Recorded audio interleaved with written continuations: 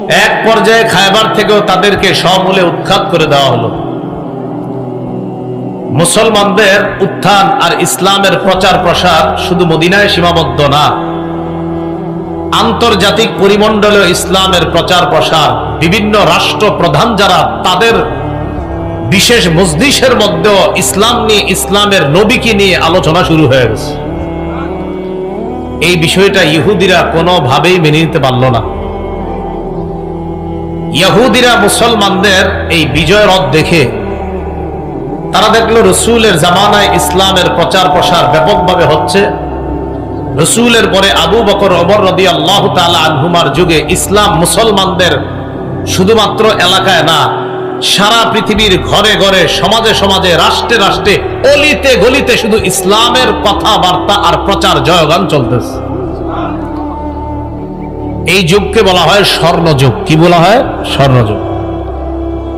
ইহুদিরা চিন্তা করলো ইসলামের এইভাবে প্রচার প্রসার আর ইসলামের আকাশচুম্বী জনপ্রিয়তার কারণটা খুঁজে বের করা দরকার। ইহুদিরা চিন্তা করে দেখলো মুসলমানদের এইভাবে সারা পৃথিবীতে উত্থানের একমাত্র কারণ হলো তাদের মাঝে একতা। বলেন কি? একতা। তাহলে পয়েন্ট বের করে ফেললো যে একতাই মুসলমানদেরকে এগিয়ে নিচ্ছে। পয়েন্ট বের করার পর এই পয়েন্টকে কিভাবে নষ্ট করা যায়, তখন তারা সন্ধি আঁটতে লাগলো।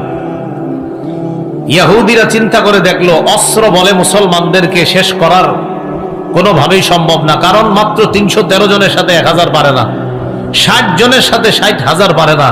অতএব অস্ত্র দিয়ে তাদেরকে শেষ করা যাবে না। কি? বুদ্ধিভিত্তিক যুদ্ধের মাধ্যমে তাদের একতা নষ্ট করতে হবে। দুইটা কথা মনে রাখবেন। বলেন, মুসলমানদের সারা দুনিয়াতে উত্থানের কারণ কি পাওয়া গেল? আর এটা নষ্ট করতে হবে অস্ত্রের যুদ্ধ দিয়ে না বুদ্ধির যুদ্ধ দিয়ে?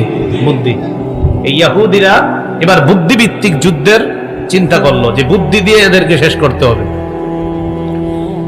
আবু বকর, ওমর ফারুক রাদিয়াল্লাহু তাআলা আনহুমার যুগে মুসলমানদের এই বুদ্ধিমত্তা, একতাকে নষ্ট করার চিন্তা করতে পারে না ইহুদিরা। কারণ ওমর ফারুক রাদিয়াল্লাহু তাআলা আনহু সচেতন খলিফা ছিলেন, এই জন্য কোনো দুঃসাহস করে নাই। ওমর ফারুক রাদিয়াল্লাহু তাআলা আনহু চলে যাওয়ার পর মুসলমানদের খলিফা হলেন ওসমান গনি রাদিয়াল্লাহু তাআলা।